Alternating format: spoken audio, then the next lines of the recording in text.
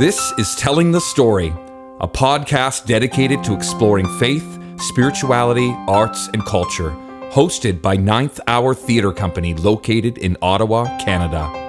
Thank you for joining us for our first podcast series discussing C.S. Lewis's popular tale, The Lion, the Witch, and the Wardrobe, the second of 7 stories in the Chronicles of Narnia. This Christmas, Ninth Hour is presenting a live theatrical production of this beloved classic.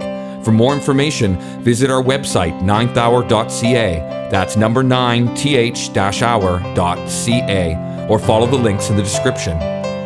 In this podcast series, we thought it would be interesting to discuss The Lion, the Witch, and the Wardrobe in more detail, to not only deepen and enrich yours and our understanding of this favorite story, but for the sheer pleasure of it.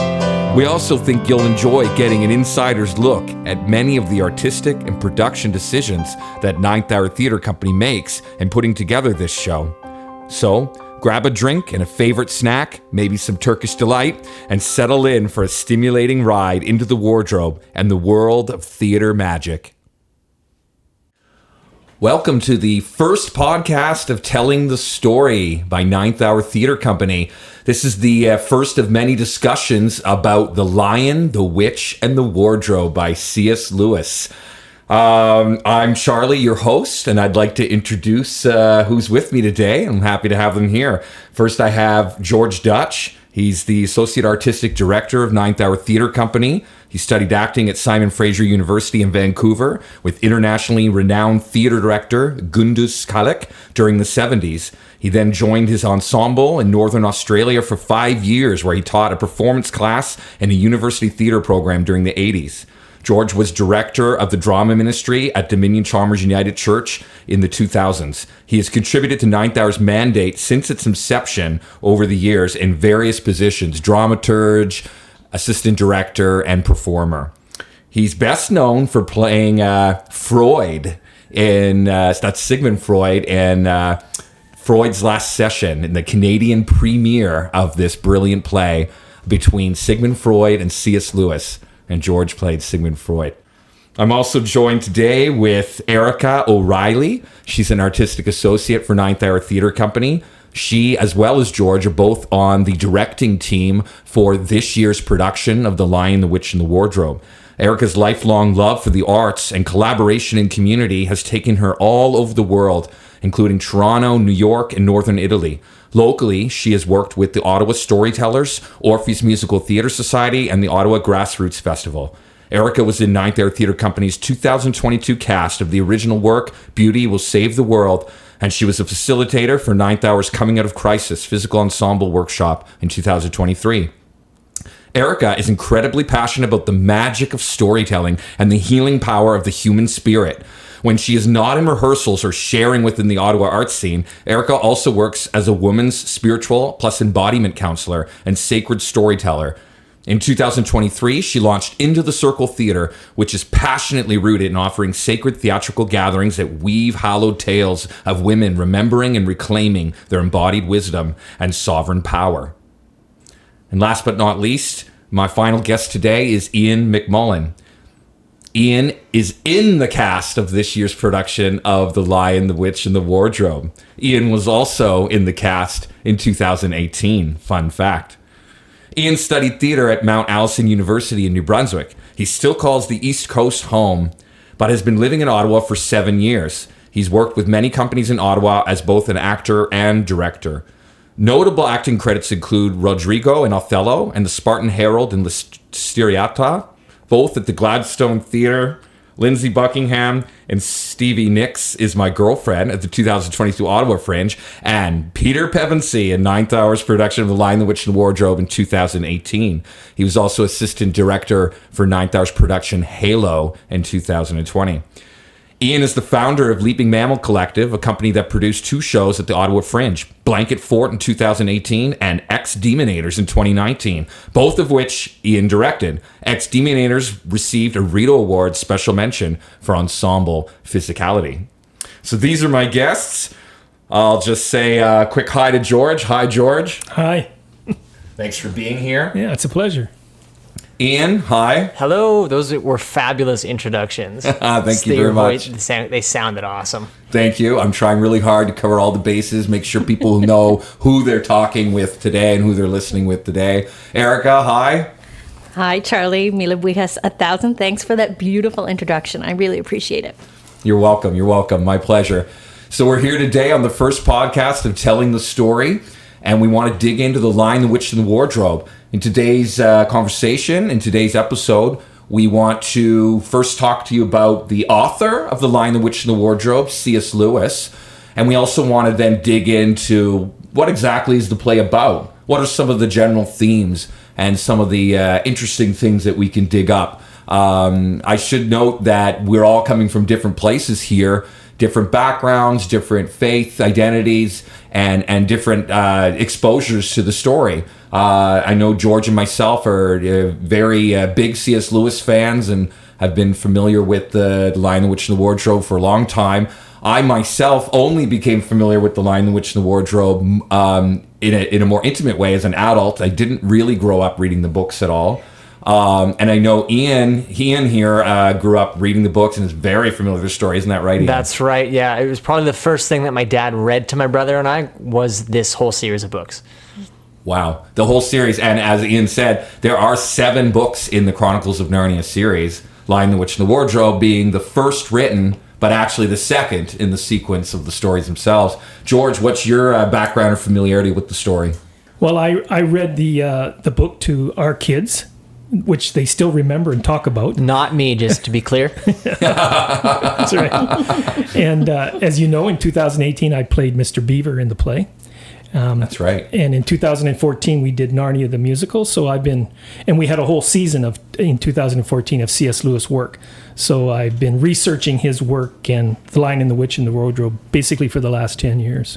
Right, that's right. And George often acts as dramaturge with the theater company, digging up and digging deeper with the themes of a story and the themes of a play. And it's a super important role to have in a theater company as you busily put together a show. It's important to understand what the story is about and what kind of emotions you're expressing. Erica, what's your familiarity with the story of The Lion, the Witch, and the Wardrobe? I remember hearing about it growing up, but I never read the stories. For the script and for the show, this is my first time encountering the text of it. So it's a beautiful introduction, and for me, I'm coming into this process with a very much open heart and open mind. Wonderful. And it's so great that you're on the directing team with such a fresh perspective. I think that's gonna be really interesting because you can do so many new and different things with such a story that's so well loved. It's such a classic, and it's good to have that fresh perspective and fresh eyes on it. So as was already said here, Ninth Hour has quite the history with both C.S. Lewis and The Lion, the Witch, and the Wardrobe. In 2014, Ninth Hour embarked on an entire season of C.S. Lewis works in commemoration of the 50th anniversary of C.S. Lewis's death. He died on November 22nd, 1963, which, interestingly enough, was this exact same day that President JFK was assassinated. And the author of Brave New World, Aldous Huxley, also died on that exact same day. A very fascinating, interesting day indeed.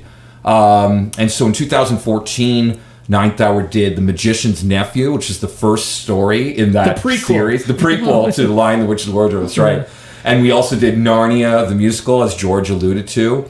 And there's, of course, on that note, there's different adaptations of this story. Like there's different theater adaptations, books, movies, all sorts of different things. So in 2014, we did one adaptation, which was a musical. And then in 2018, we did a different version of The Lion, the Witch, and the Wardrobe. And in 2023, we're doing the same version as 2018 of the story, but of course, with largely a different cast, with the exception of Ian here today. He's our double hitter. He was in the cast last time, and he's in the cast this time. Tell us about that, Ian. In 2018 was the first time that I encountered Ninth Hour and worked with them, and it was just a story that, as we've established, I knew and loved. And so I auditioned through video, actually, because I wasn't in town when the physical auditions happened, but I auditioned and I got cast as the oldest of the 4 Pevensey kids, which was very fun. It was also very fun because the rest of the kids in that cast were kids, like they're pretty close to their real ages. Mary Saul, who played Lucy, was like a little bit older than Lucy in the books. In the book, she's like 5 or 6, and Mary Saul was like 10. Is she really 5 or 6 She's in the very, books? very young. Holy and wow. I expect most staged adaptations kind of age her up a bit just for ease of finding a talented actor to do that. Wow. But anyways, all the kids were like their actual ages, and then I was 25 at the time and got to shave my face and play down and play with those kids. But it was really wonderful. And wear short pants, I think. Wear short pants and a really fun vest. But that cast was very fun to work with. I remember specifically the person playing Aslan, Peter Graves, excellent local actor, also a father, and he had one of his daughters in the cast. And it was really cool as an actor to just watch this extremely paternal presence and just he actively being a dad in rehearsal, and then to use that in scenes. And I remember one of the first scenes that we rehearsed was like a Aslan Peter scene that I did with Peter. So that's confusing. I as Peter played with Peter playing Aslan, but anyways, it was just really cool to work with a father and like actually watch him be a father, and then do these scenes that were very sort of paternal in nature because of the relationship that scene set up. Yeah, and a wonderful story to play with, and like I think that was a big push in the play back in 2018 was to play and experiment and tell the story in our own unique way. And George can speak to that a bit too, having been in that cast. We're about 2-3 weeks out from when we start rehearsals for the next one, and I mean, I'm an actor, and so I think about that all the time, and I'm very excited to get in and play with this and start rehearsing this story again from a very different perspective. And what role are you playing this time? I am playing Lucy. This time I'm playing Mr. Tumnus, who, if anyone is a little bit less familiar, is the faun that Lucy first meets when she enters Narnia through the wardrobe. And it's a character that I've loved since I was a little kid, and it's a character that, I'm really excited to play. I'm really excited to dive into. Get your umbrella ready. Get my umbrella ready, yeah. Yeah. Well, thanks, Ian, for giving us a bit of your history with the story and with Ninth Hour, actually, as well. And Erica, of course, you're new to the story, and not brand new to Ninth Hour, but relatively new to Ninth Hour and stuff. So what are you anticipating? What are you what do you think what are you looking forward to? For me, the element that I'm really excited about being on the directorial side is bringing the magic and the elements and the nature of Narnia alive on stage. The C.S. Lewis does a beautiful way of adding mysticism and magic in how the story's woven together. So to be in a room with a fabulous production team, as well as our cast who are so open and ready to play and explore the different themes that are within this beautiful piece, I'm excited to just be in space with everyone and bring those elements of magic and mysticism alive on stage for folks. Thank you. I look forward to that. And George, of course, you've had a lot of history with C.S. Lewis and with Ninth Hour. Walk us through all of that and what your roles were in those various productions, because I think people would find that quite interesting. Yeah, in the 2014 season when we did Narnia the Musical, I was dramaturge. I didn't play a role. We did a double header of the Screwtape Letters and The Great Divorce. And I played Screwtape in the Screwtape Letters, which is a very familiar C.S. Lewis work. And The Great Divorce, I also had a role in the ensemble cast. That was a Ninth Hour original adaptation That's of right. The Great Divorce, right? Yeah, it was very artistic. It was a lot of fun to do.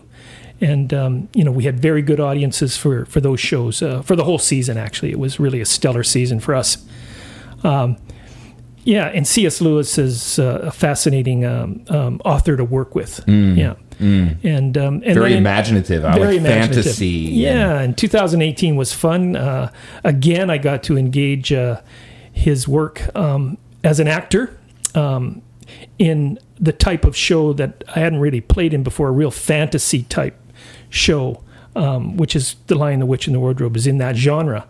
And I got to play Mr. Beaver, and we cast him and played him as sort of a grandfatherly couple, Mr. Beaver and Mrs. Beaver, who are feeling quite hopeless at the beginning of the play because it's always winter and never Christmas, and they're hinging their life on a prophecy being fulfilled, that Aslan will return, that Christmas will return, and that spring will follow winter, because it's been winter for as long as they can remember. Even before their grandfathers, it had been winter.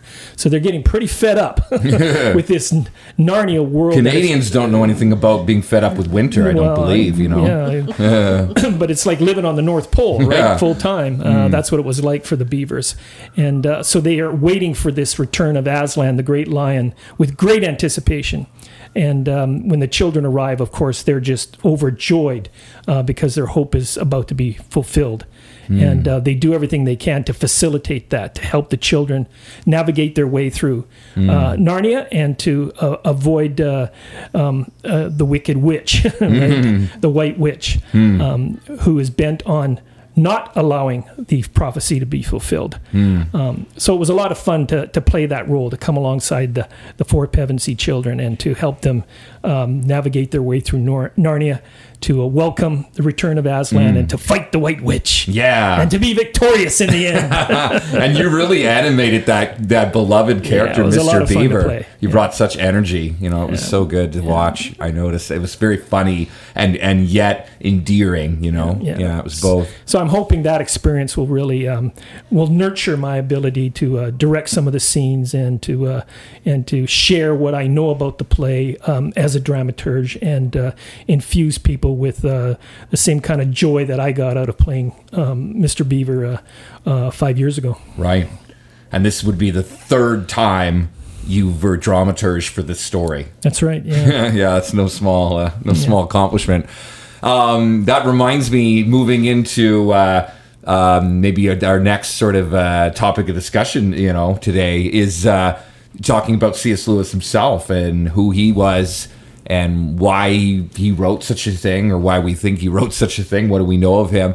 But no better place to start than the fact that we played in the Canadian premiere together as C.S. Lewis and Sigmund Freud in Freud's Last Session. And how incredibly cool was that? And we toured that around the Ottawa Valley in Eastern Ontario region.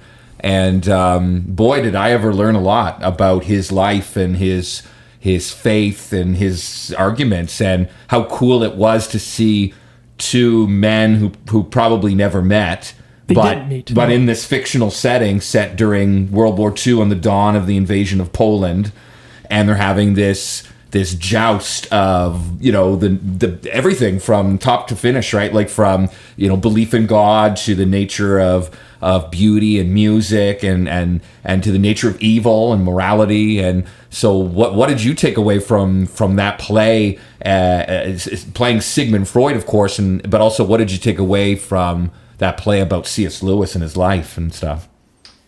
Yeah, well, I had previous to playing Freud in that play, I had read Surprised by Joy, which is C.S. Lewis's autobiography, basically, how he came to faith, the journey that he took. A lot of it is him just talking about all the books and music that he'd listened to that helped form his ideas and eventually led him towards making a decision. He was, I think, 33 or 34 when he made a decision to become a Christian. He'd been an atheist, like Freud, almost all of his adult life. Right. So I think I read that he was 32 maybe when he became a Christian, or definitely in his 30s. He went through two phases. He made a decision at 32, and then he had this epiphany when he was 33, right. Which you can talk about on the motorcycle. Oh, yeah. With his brother's motorcycle, going to the zoo. Yes. So I really researched existentialism and atheism when I took on the role of Freud, and of course, C.S. Lewis played the role of this Christian apologist, this world-renowned Christian apologist. So it was great to see these two worldviews clash in this very natural way of these two giant intellects having conversation around, I think, things that really matter. Yeah. So that was a lot of fun to play. Right. And in the, over top of the landscape of air raid sirens going off. Right, because it was on the eve of Sigmund Freud's death. It was he had terrible cancer, throat cancer, and he was about to die in the next couple of weeks, just as the Nazis were invading Poland. So it was at the beginning of World War II. So that formed the background of the play. Yeah, and there's no shortage of interesting things to continue to find out about C.S. Lewis, I find, and what's as you were pointing out earlier, I'll always remember it, right? He claims to have had. They talked about transcendent experiences, and some people call those conversions. A time of enlightenment, transcendent experiences, sort of, a catch-all for a moment or some sort of an epiphany that really alters the course of your life and worldview. And he says he had his, where it all came together in the side cart of his brother's motorcycle on the way to the zoo.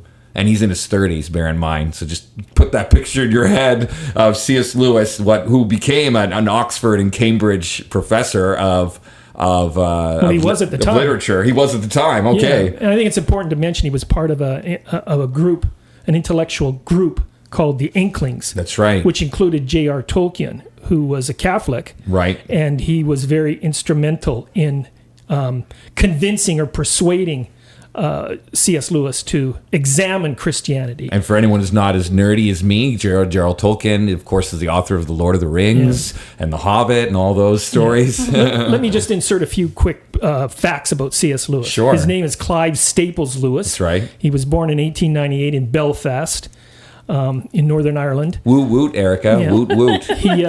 Erica, why were you woot wooting? Sorry to cut George off. Yeah. Why were you woot wooting?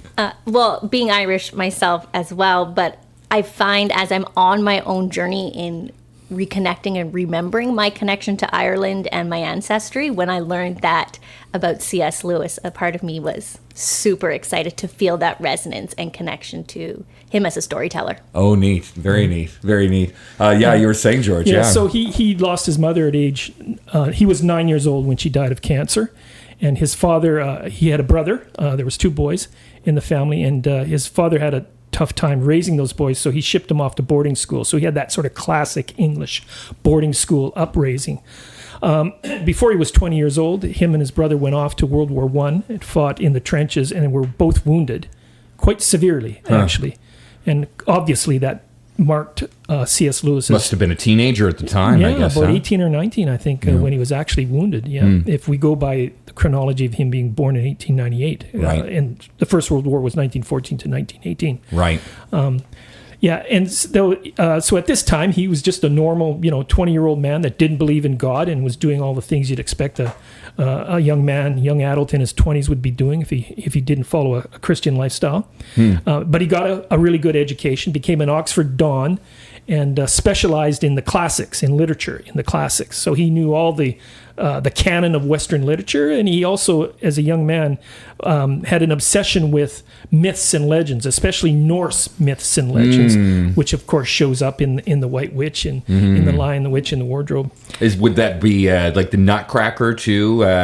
The White Snow Queen, is it there? Is that sort of that all as well? All of that sort of northern mythology. Erica can probably speak to that more. So he was very well known in Britain during World War II. He didn't fight in World War II. He was at Oxford, which is, as you know, north of London. And he actually had 3 children come and stay with him. When the Blitzkrieg hit London, it was being bombed. Parents that were sending their children out of the city to find safe refuge where they could in Wales or in other parts of England. And these 3 girls were part of a distant relative of his. And so he says that he got to learn about children when these 3 children came to live with him in World War II. And of course, some of them are probably models for the Pevensey children that we find in The Lion, the Witch, and the Wardrobe, which he wrote in. It was published in 1950, so that makes him 52 when it was actually published. But he dedicated the book, or he said it was written for, he was the godfather of a daughter of one of the Inklings. Lucy, and her name was Lucy. That's right. And the last name of the guy I can't remember, but he was Bayfield, I think. I think it's Bayfield. And he was part of the like Inklings, that's right. That's right, of the Inklings, yeah. And so he said to Lucy, he said, I wrote this book for you, but I didn't realize that little girls grow faster than books do. Oh, wow. That's such a cute line. Yeah. So maybe I'll stop there. That's enough facts about C.S. Lewis for the time. Sure. Yeah. Ian, do you have anything to add that George didn't mention about C.S. Lewis that sort of that you remember, like finding interesting or anything? No, I don't have any other facts to add. That's quite a lot. I had no idea that he had a small group of girls come and live with him. Like, I guess leading up to writing this book, that's really cool. Yeah. Yeah. And then so he wrote The Lion, the Witch, the Wardrobe after World War II or during it? Do you know? After. Yeah. Okay. All right. And then he dedicated it to Lucy, you said. This girl named Lucy, the daughter of someone in the Inklings. Yeah. Oh, I that's believe it was his interesting. best friend. That's why he was the godfather of this Lucy. Okay. Yeah. Wow. Yeah, so maybe we'll move on then, talking about C.S. Lewis's creation, perhaps arguably his most famous work, The Lion, the Witch, and the Wardrobe. I mean, if you're going to list all his works, that one would get I think it's, yeah. What do you think? I don't see anything else that comes close to just the notoriety of it. Yeah. And if nothing else, just because how easy it is to read. And like the whole series is a phenomenal read. It's really, really quick. And many kids like me get it read to them when they're growing up. But even just like picking it up as an adult, the whole series. If you're a slow reader like myself, you can still get through this series in a year because it's super easy. The whole series, all 7 books. Yeah, it's very fast to read. And in particular, The Lion, the Witch, and the Wardrobe. For a guy who is extremely intelligent and probably could write things with very flowery and very intellectual language, this book wasn't that, and clearly written for common folk, I guess, for lack of better words, and just very quick read, very easy read, and a very powerful story. So unless George can think of something else that's more famous. Big, that's more famous in terms of just a widespread audience, right. I can't think of anything. Right. Yeah, in terms of his fiction. In terms of his fiction, I think Mere Christianity would probably rival in terms of its... nonfiction, in terms of its wide audience. Right. Yeah, and certainly the Screwtape Letters is right up there as a fictional favorite. Yep, you're right. Right. So I remember reading that he said it all started with a portrait. And I remember seeing this picture, and it was a fawn with an umbrella, and it sort of captivated his imagination. And I don't know, he went, and then he had this sort of image of like a lion, and it was just really fascinating to hear how he developed the story over time. Like he didn't just write it in one evening or in 1 week or something like that. It just kept coming to him. But actually, I should say, and I learned this, working on so many C.S. Lewis things over the years, that he loved anthropomorphic, like he loved animals that could talk. Like ever since he was a kid, he had a fascination with animals that could talk. And him and his brother created this world, in fact, a fictional world in which animals that talked ruled, and it was all these, it was like that. And so it's almost not surprising on his way to the zoo that he became a sort of it all came together for him. And he talks about joy a fair bit. And I remember thinking, too, about how deadly accurate it is when, like, joy is something real, and it's often harder to get back as an adult. Like, you remember times of joy when you're a kid much more, those just sheer bliss moments. But he was good at speaking about, joy, and joy, the thing being that which leads us back to things and stuff. And I always thought that was so fascinating and interesting. And there's something real there. Like joy is real, even if you no longer have it. You once did, and so that you can't count that out. And that's so fascinating that he was. I know he was inspired by, like, is it Beatrice Potter? Was it the sort of like Peter Rabbit stories? Right, and, Beatrix Potter. Yeah, Beatrix Tales Potter. Of Peter Rabbit. That's right. Right, and just talking animals and Aesop's fables, which go back even further, have talking animals. And there's a whole tradition in Western literature of talking animals. Yeah, of course, which has been popularized by Disney today. By Disney, that's true. That's true. I never even thought about that. Yeah, right. Okay, so the Lion, the Witch, the Wardrobe. Let's talk about that, shall we? Like, wow. So it was written right after World War II, and we've talked about what sort of got him going on it a bit. And so let's start with maybe just the title itself, The Lion, the Witch, and the Wardrobe. And Erica, I'd be curious for you, as someone fresh to the story, I don't know, why do you think it was named that ultimately? Like, why? I mean, there's so many things you could have named it, but why name it those three things like that? It's a pretty long title, I must say, That's a really big question. I know. I feel like I need some time to marinate and think on it, but to tune in now, I feel there's specific words that invoke imagery. So witch will invoke a certain type of imagery for folks, regardless of who you are or where you come from. And for me, lion is another one that stands out, where it's this, there can be very specific words associated with such an animal, whether it's fearsome or royal or regal. So for me, it's kind of like those teasers. He's found a very beautiful way of kind of throwing some very big words out, while also, maybe because I can look back having read the script now, understanding the portal that the wardrobe creates in this world. He's opening the portal. He's opening the door to the story without, maybe as audience members or readers might not know it. As a storyteller and an artist, I feel like he's planted the seeds from the title, and whatever it invokes in you, those words could be the draw to turning the pages to see what is this story about. Wow, I really like what you said there. I never read the book as a kid, but I do remember there's a TV series or something that my older siblings were watching, and I remember the title, just as a child, it evoked a sense of like wonder, and it's certainly a sense of adventure. I don't know, but it just did. And a sense of mystery too, like what's going on, like witch, lion, and then the random one, like wardrobe. It's almost the most random of the three. But yeah, no, that's really interesting. Yeah, what you said. And it's reverse order that you encounter them in the story.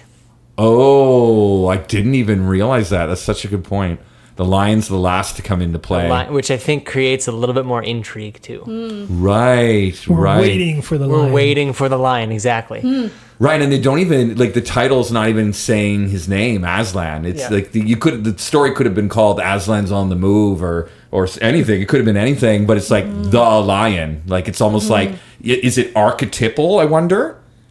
What do you think, George? Is it an archetypal story? Well, it's archetypical in the sense that it's an analogy of the Christian story of the three big acts of Christianity, of the incarnation, the atonement, and the resurrection. Those three things appear in the story. In just that but it works book. on so many levels, Right. The lion, it evokes as the kind of images that Erica was referring to, but the lion is also used as a symbol of the royalty of England, right? It's also a symbol of Israel, right? Where the roots of the Judeo-Christian tradition that C.S. Lewis was so familiar with and that he was an apologist for. And the lion, being the king of beasts, and people associate it with the Lion of Judah as another name for Jesus, and so on. It just works on so many levels. And then the witch, of course, is that counterforce, right? So you've got this symbol of goodness and this symbol of tyranny, of even evil. And then the wardrobe is, you so nicely put it, opens a doorway to this classic archetypical confrontation between forces of good and evil. It just works on so many levels. I love that. It's so cool too. If you're a kid and you can go through the wardrobe and live like a full life in Narnia and become like a king and queen, and you're like, you've just had like several decades there getting to know the talking animals, and then you come back out of the wardrobe and there's no time that's passed. Yeah. I mean, that's so cool. And it's so cool in the way that we did it in the play in 2018, and may do something similar again, that the kids actually go through a real wardrobe, right? Yeah, an actual wardrobe. Yeah, and we use that wardrobe in other ways, other theatrical devices throughout the play. It's just so cool, so much fun.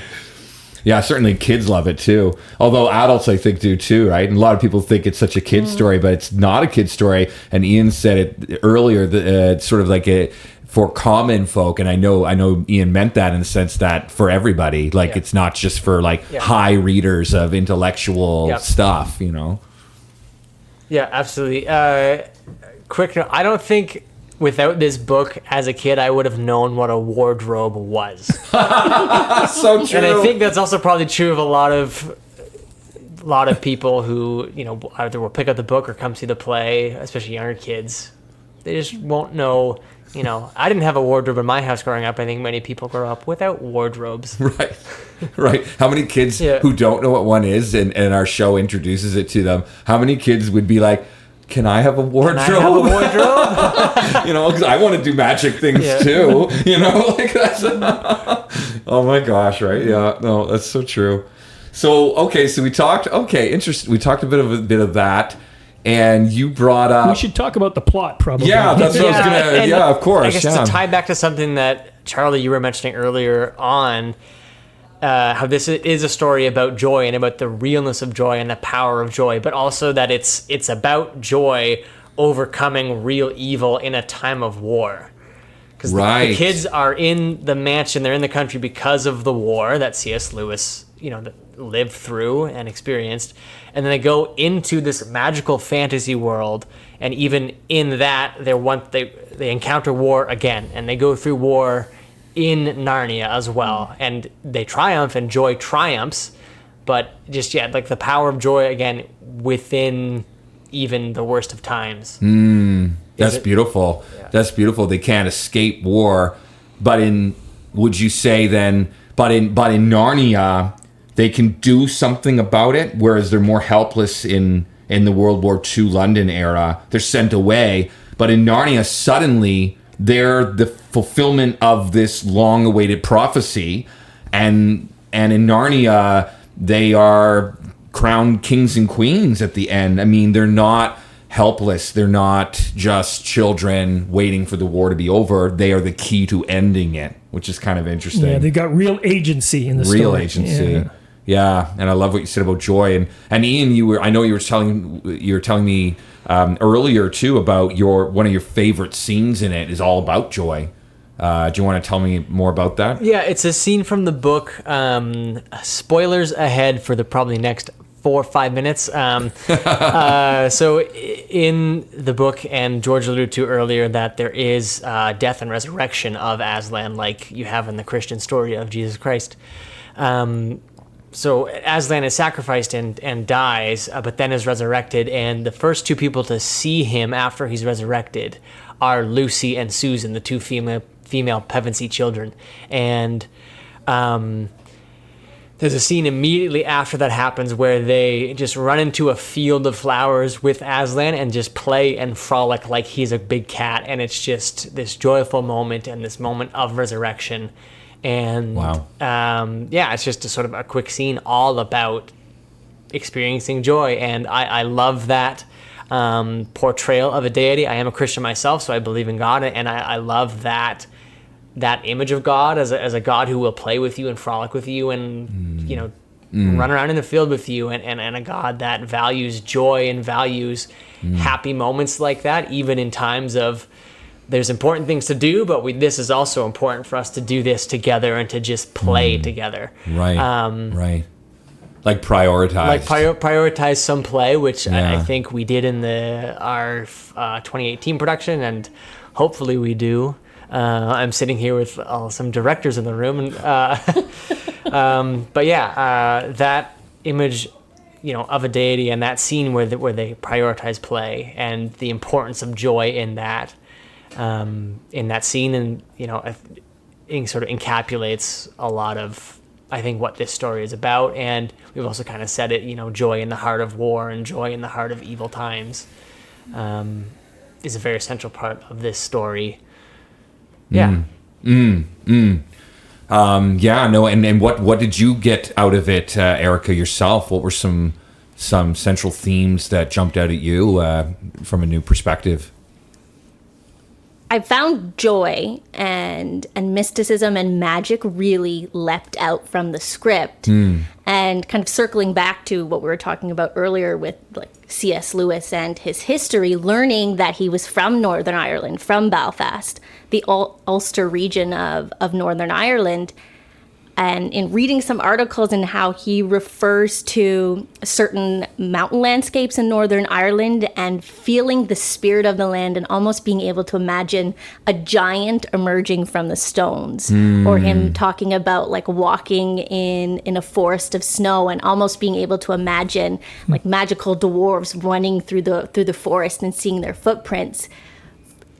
The story does a beautiful way in what's the word I'm looking for? Subtly, that the landscape and the connection to joy in connection to land is beautifully woven throughout. And maybe it's because I'm looking at it from an Irish perspective, or an Irish woman's perspective, in looking at Ireland or era, having connections to the language of the word era, Ireland, being connected to an Irish goddess. So this very joyful, nurturing landscape that holds space for this story that explores, themes of war and battle. Yet the root or the foundation or the earth below them is always held in such a sacred way. And so being an Irish woman reading this tale, it's like I can feel Ireland in the story. Wow. And I've been very blessed to have traveled through different countries around the world, but there is something very specific about the heart and the spirit of Ireland. Wow. And in reading how, while he moved away as a young child, having come back during the holidays, I found it's like that spirit of when the script talks about there being winter but no Christmas, and then knowing that C.S. Lewis would come back over the holidays, it's almost like you can feel the heart of the love for Ireland and the pride and that magic that rests in the land.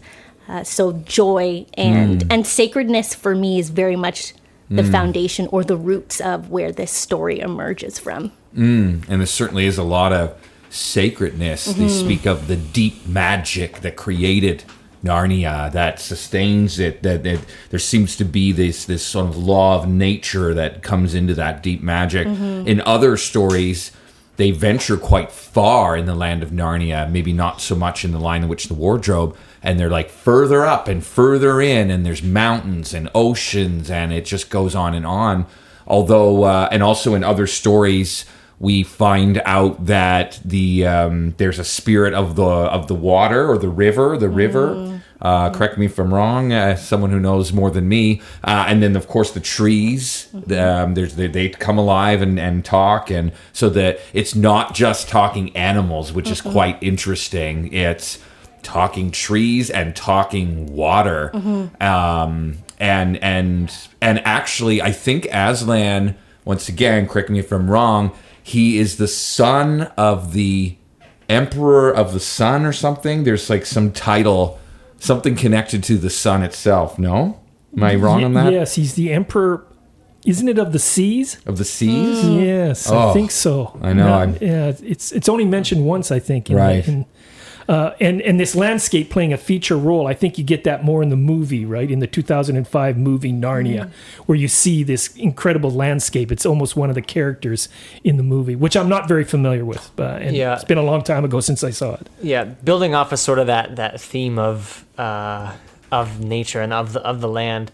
In addition to like us talking about the kids having agency, it does feel like the land and the creatures have agency themselves, even subtly, like in lines like, I don't think this is in the play ever, but in the books there's a line like, it was like, some of the trees are on her side, Yes. referring to the witch, and like, no, we can't talk here because some of the trees are on her side. And even that's in a very subtle way just gives so much power to the forest that they're in at the time. Absolutely. The forest is like a character. Yeah. Oh, and what other story do we know, of course, where that's true? Well, of course, Lord of the Rings, right? The trees come alive. It's there. Once again, is it no surprise that J.R.R. Tolkien and C.S. Lewis were friends, and that C.S. Lewis was influenced in his faith by J.R.R. Tolkien? Of course, to Tolkien's sadness, Lewis became an Anglican instead of a Catholic. No doubt.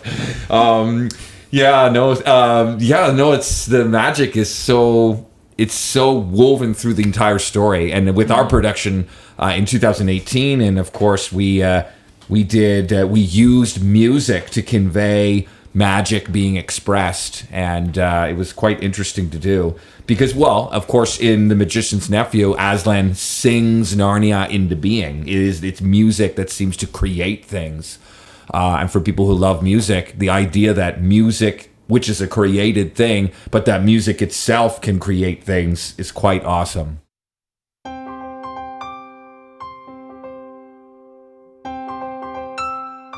You are listening to Telling the Story, a podcast dedicated to exploring faith, spirituality, arts, and culture, hosted by Ninth Hour Theatre Company, located in Ottawa, Canada. A special thanks to Nigel Harris of Bare Bones Studios for the recording of this episode. For more information, visit musicalwellness.com. That's musicalwellness.com. And now, back to the discussion. And for people who love music, the idea that music, which is a created thing, but that music itself can create things, is quite awesome. Charlie, I'm just wondering if we're losing a lot of people that don't know the story. Maybe we should... Should we take on the plot, do you think? We should. Is it in a chronological order? Summary of the plot. Okay, we could do that for sure, so yeah. I'll give a quick summary and feel free to embellish it. That'd be great, as you guys know the play so well. But it starts off with the Pevensey children, as I mentioned earlier, going from London to this big house in the country to take shelter during the war. And let's not emphasize what that means. You know, the parents were sending their kids out of London to a strange place for their safety, never knowing if they would see them again, right? Because bombs were falling all over the place. People were dying. Streets were being destroyed, you know? Like it was war. It was a world war. So imagine the fear that these people were dealing with, the adults and the children. Anyways, they end up in the country and they explore this big house that, it's all kind of strange. And they find a wardrobe up on one of the top floors, and Lucy goes through it Which first. is like a big closet, but it's not like built into the room. It's like on freestanding things. That's what a wardrobe is. That's what a wardrobe is. That's Coats and jackets usually hang in there, right? At least in this one there was. Yeah, it has some heavy coats. Fur coats in this one specifically. Right. So she pushes aside the coats and stumbles through the back of the wardrobe and ends up in this strange land called Narnia, and meets some of the characters of Narnia that are fantastical. And then she goes back and gets her siblings and brings them into Narnia. And they find out they're part of this prophecy, and they encounter the characters there, including Mr. Tumnus and the beavers, and of course the White Witch, and all the Cruellies and dwarfs and animals of the forest that accompany the White Witch. And there's this battle basically for the safety of the children. How are they to be protected so that the prophecy can be fulfilled? And the prophecies I mentioned earlier is the return of this great lion called Aslan, who was going to set everything right again, that was going to save Narnia from the tyranny of the White Witch. He's on the move. Where it's always winter and never spring, never Christmas and never spring. But wait, but he's a lion. Surely is he safe? As one of the children asks Mr. Beaver. Well, no, he's not safe. Why should he be? He's a lion. He's dangerous. Certainly dangerous to the White Witch. But he's good. He's good. That's the key, right? And he's going to bring back this goodness into Narnia and the joy that comes with living in a good place. So they go through all these challenges, and there's these battles and conflict. It's called The Lion and the Witch because those are the two main characters in the play, and it's this battle between the goodness of Aslan and the evil of the White Witch. And the children are a pivotal part of that battle. They hold the key to the battle, basically, of this struggle, this conflict between the lion and the witch. And so it's about their fortunes, what happens to them. And of course, there's a happy ending. I won't give a spoiler alert on that. Basically the lion saves the day and the children save the day. And as you mentioned earlier, they're elevated to kings and queens of Narnia. And the idea is that they live there forever, right? And when they do go back to the real world through the wardrobe, time hasn't changed for them. But time has changed through this 7 series of books. They grow older and become mature kings and queens of Narnia. So that's the basic plot. But feel free to embellish or add any parts of it that you find interesting to the basic storyline. I find at the end when they are crowned kings and queens and they're given titles like Peter the Great, Susan the Wise or Just, Edmund the Just, Lucy the Valiant, and Susan the Wise, maybe, Peter the Great. Needless to say, I find it a very touching moment because of the dignity and honor bestowed upon children. And I find we could use a lot more of that in our society and in our own culture. The sort of that prized possession, sort of feeling that in Narnia they're quite precious and they're honored with these names, and it's just so inspiring, I think, for families and children today. Yeah. Did you guys have anything to add to the plot that stuck out for you, or that interested you? That was an interesting moment in the plot that you're like, "Whoa, that's strange." Especially you, Erica, who's never read it before this year. I feel George's summary was the perfect. What's the word? I'm thinking catch all. It caught it all. Or like what do you call the food before dinner? Appetizer. That kind of beautiful way of putting together the story to invite people in. Right. And and Ian, you're going to play Mr. Tumnus, who... Yes. And I remember you saying you really liked that character a lot. Do you remember, why is that? Why is he such a character that you find interesting, as a performing artist particularly? As an actor in particular, Mr. Tumnus, being one of the beings in Narnia, is living under the rule of the White Witch. And... the White Witch is aware of this prophecy that the kids, lead the way to her downfall. So he's sort of tasked with, if he ever finds humans in Narnia, to bring them to the witch. And so when Lucy first meets him, that is his plan, and that is what he's going to do. But he quickly, upon meeting her, can't go through with it and decides he has to protect her. And so sends her on her way, sends her back. And as an actor in particular, it's characters that make difficult decisions that are the most interesting to play. And I really sort of think of Tumnus before he meets Lucy just as a survivor. Like, there's clearly so much good in him, and he wants to do the right thing, but he feels like he has to obey the rule of the witch. And so he starts down this path of kidnapping and handing over Lucy to the witch, but he can't go through with it. And again, that mental struggle in that scene, and that type of sort of survivor mentality, who has this goodness that he knows what's happening is wrong, and he doesn't want to be part of it, but he has to. And so that struggle is just really interesting as an actor, and that's always the sort of things that I look for, is what are the big choices that character has to make, and how do they interact with the other characters that they meet. And so and I feel like as a kid growing up, I sort of recognized that interest in that character without being able to sort of put it to words, in the same way that a lot of theater goers will see characters and think like, oh, that character is really interesting, or like, Right. oh, that character is like, that's a really good character for an actor to play. Right, They right. can't necessarily put words to what it is, but in my mind now, studying acting and having done that, it's about, what are the big choices the character makes, and what are the strong choices Right. that the character, what are the things that the character does. Right. Because Yeah. the whole plot would be different. The whole plot would be different, and every character in a way is a servant of the plot. Right. But some of them, like Mr. Tumnus, just get really, really interesting internal struggles. Right. And Mr. Tumnus gets that. And of course, he's also a character that, like many in Narnia, do celebrate joy and celebrate good and celebrate love. Right. He deep down does. Deep down he does. Yeah. He can't go through with giving over Lucy. He just can't do it. That's fully his intention too, is to do that, and he can't go through with it because of the love in his heart. And Right. so, Right.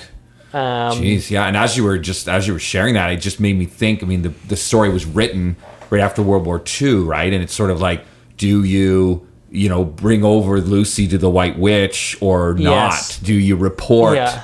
The White Witch is looking Yeah. for the daughters of Adam, the daughters and Sons of Eve Adam and the and the sons of daughters of Adam, Eve. and you've got one. got And one. do you turn it over And you- to the yeah. authorities or do you not? Yeah, And wow.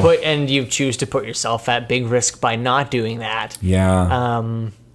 Yeah, and that's definitely straight connected to war, to Right. people making choices out of a need for survival versus making choices out of good and evil. Right. Right. And right. it should be noted, I don't know if we've explicitly said this yet, but Mr. Tumnus is a faun, which is a half goat, half person. We have not said that We have yet, not or said maybe that. or we didn't We're emphasize dancing it around enough. Yeah, so the idea of getting to have horns and goat legs, You've always looked forward to that. I've always looked forward Yeah. to that. I mean, it's fun. It's fun. Well, it's a magical character, and Right? It's It's a fun to play a fantastic non-human, character. right? It's fun to play. It's fun to play a non-human character, and then to add to that, this big internal struggle makes it a character that I'm very excited to jump into. Yeah. Yeah. Well, I'm looking forward to seeing you too in in a different role too. Right. No, it's cool. It's cool to have you part of the production again, but in a different role entirely, the very different role entirely. So it's just makes it really interesting. Yeah. No. And and then also I was thinking earlier too about how C.S. Lewis embraced myth and mythology. He loved myth and mythology, and in a sense created his own myth. And if you were an alien visiting Earth, and you were like, did this story happen or not? You would almost wonder if the Lion the Witch wardrobe was actually occurred. But I mean, I'm just joking. But the point is, it's a myth in that it's not true. It's fiction, but there's so much truth in it, which of course people can. That's what myth does, right? And I love that he liked myth. And of course, these days too, we're starting to lose some of our myths, and we're starting to not care about them as much. But they tell us so much about who we are, whatever culture we're coming from. The stories of that. Yeah. Do you have anything to say about Lewis and mythology and myths and stuff, George? I think that's one of the things that swayed him towards the Christian faith, was that when he examined the story of Jesus in the Gospels, he concluded that it was not only a myth, which is what a lot of non-Christians said, that it's just a myth, another story, another myth in the many that exist in all the different cultures, but he said it was a beautiful combination of myth and history, that these actual events happened, but it often comes across with mythical dimensions. And when he reasoned his way to a faith, he had this epiphany, this sort of mystical experience on the sidecar of his brother's motorcycle. But when he reasoned his way to a faith, he said, I had to read the Gospels and decide, was Jesus a liar, a lunatic, or was he who he said he was, the Lord of the universe? Right. And, and this is a deeply intellectual man, incredibly smart. We forget how popular he was. He was the most popular person in Britain during World War II on the media, on BBC Radio, there was only one person more popular. It's easy to guess who. Churchill. Otherwise, he was the most popular person in England and a household name. And that, a deeply intellectual, highly educated, an Oxford Don, an expert in his field, and he concluded of the third option that after reading the Gospels and studying them and listening to Tolkien and discussing it with his friends, the Inklings, some of who were believers and some who weren't, he concluded that Jesus was not a liar, he was not a lunatic, but he was Lord of the universe. He was who he said he was. Wow. I mean, he reasoned his way out of faith, certainly as a teenager, from what I understood.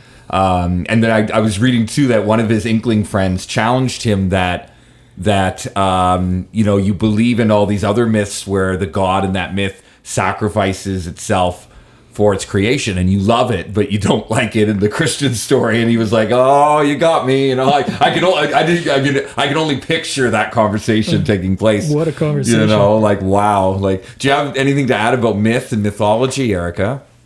Yes, for me, sitting with this story and I was raised in a Catholic household, and find my Irish Catholic. Yes, Irish Catholic. Course, right? Irish on my father's side. And as a woman today who identifies more as being deeply connected to spirituality, I have a very heartfelt reverence for the story of Jesus. And I often find myself thinking if I approach connection to divine or consciousness, higher power, however someone identifies with other greatness than ourselves, is that how do I connect to that space? Right. And if I were to sit down in space with Jesus, what would that feel like? And for me, it's compassion and grace. And I feel that's very much embodied in Aslan. And we see it in this arc of the story. And from a directorial point of view, the moments that really stood out to me in the script where there's two moments where Aslan has conversations with characters kind of off stage or more up or down stage where it's not the focus, but we don't hear the whole conversation. So we know Aslan takes time to sit with Edmund, and we know Aslan takes time to speak with the witch. Right.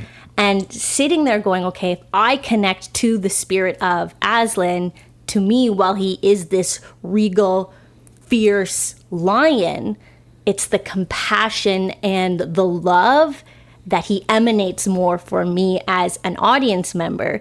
So as I sit as we prepare for rehearsals, I'm thinking, okay, how do we show this grace, this compassion in these moments where it's in the script, but we don't hear the conversations? And for me, that embodies mythology, like you were saying. It's our myths, our stories are our connection to culture. And what a beautiful, sacred story that C.S. Lewis has woven in through these characters, while also planting seeds or invitations for us to ask ourselves, how do I connect to the divine? How do I connect to this story in context of Christianity in this beautiful scope of mythology? Right.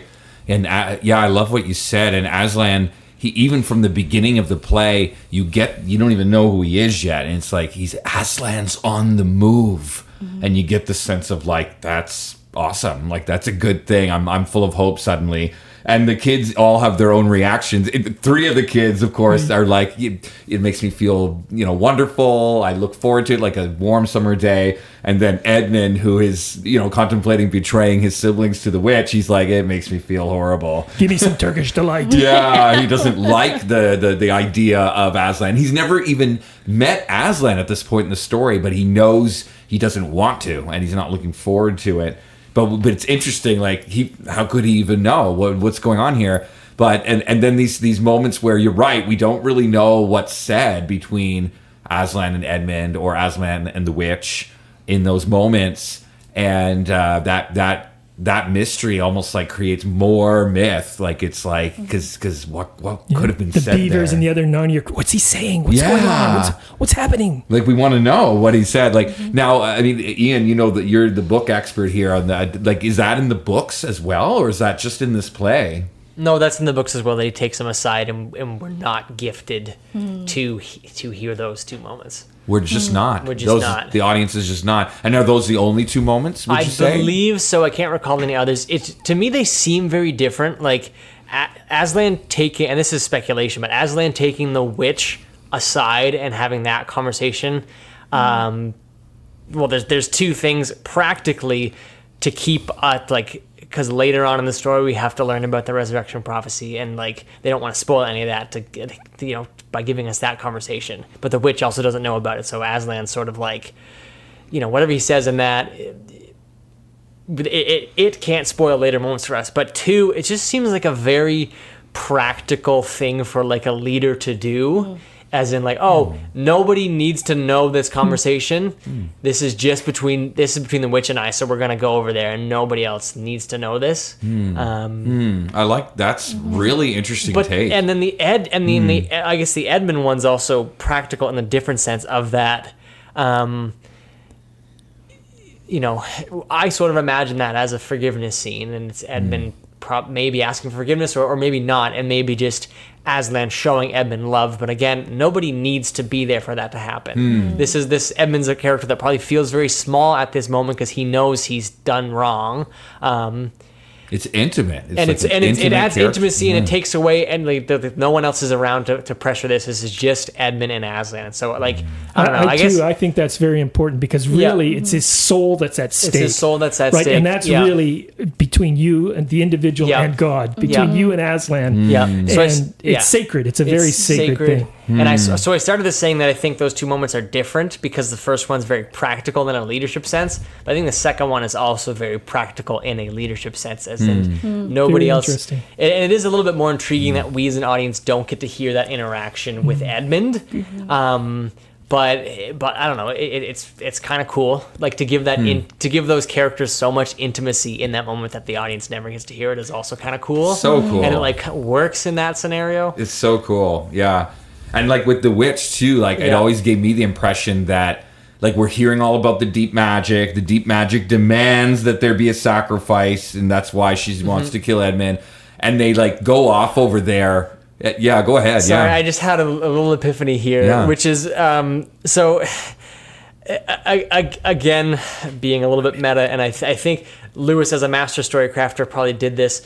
So the reunion, or that moment that Edmund sort of reunites with Aslan, I think maybe Lewis didn't want to overshadow the moment where Edmund reunites with his other siblings, and like there's a great moment in this play where it's Peter, his older brother, they reunite, and I think Lewis just wanted that to be the important moment, and so this other intimate moment had to not outshine that, and so that happens in the background, whereas then we get to see Peter and the other Pevensey children then welcome Edmund in again, and that's the forgiveness scene that we do get to see. But to make it look good, we don't have to waste time on the other one, or we don't distill it with the other one. And again, coming from the actor that played Peter and like being in that mindset of that character, that's also a moment where like Peter has this earlier conversation with Aslan. I think Peter learns forgiveness from Aslan and learns that kind of approach that Aslan gives to Peter, and then Peter learns that approach, and later on we see Peter give that to Edmund. Right, like Aslan models forgiveness, and then the other Pevensey children learn that from Aslan, and then that's the reunion that we see, and that's the forgiveness that we see is them with their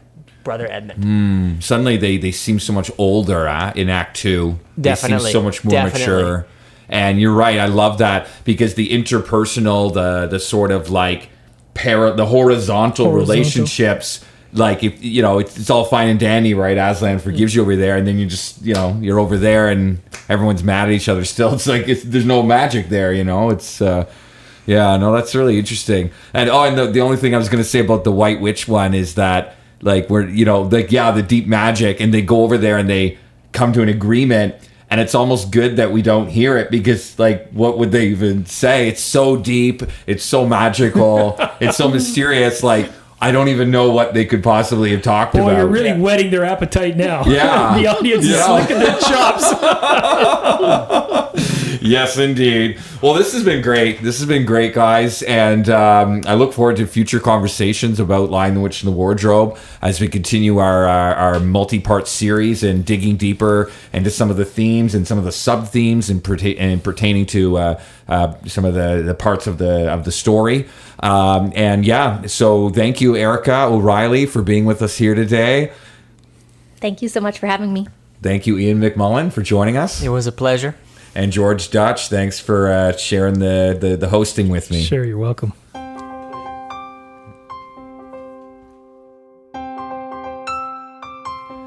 This has been Telling the Story, a podcast dedicated to exploring faith, spirituality, arts, and culture, hosted by Ninth Hour Theatre Company, located in Ottawa, Canada.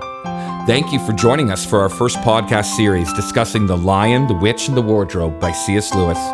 You can listen again to this and all our podcasts through our website, ninthhour.ca. That's number 9th-hour.ca. The Lion, the Witch, and the Wardrobe is performing live in Ottawa, Canada at the Shankman Arts Centre in the East End, December 14th to 17th, and the Meridian Theatres at Centrepoint in the West End, December 19th to 23rd.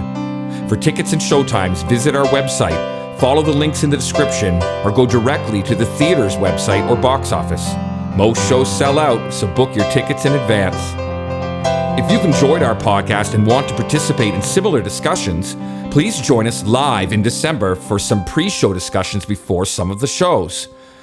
Be sure to follow us and subscribe on Facebook, Twitter, YouTube, and Instagram. Until next time, remember, Aslan is on the move.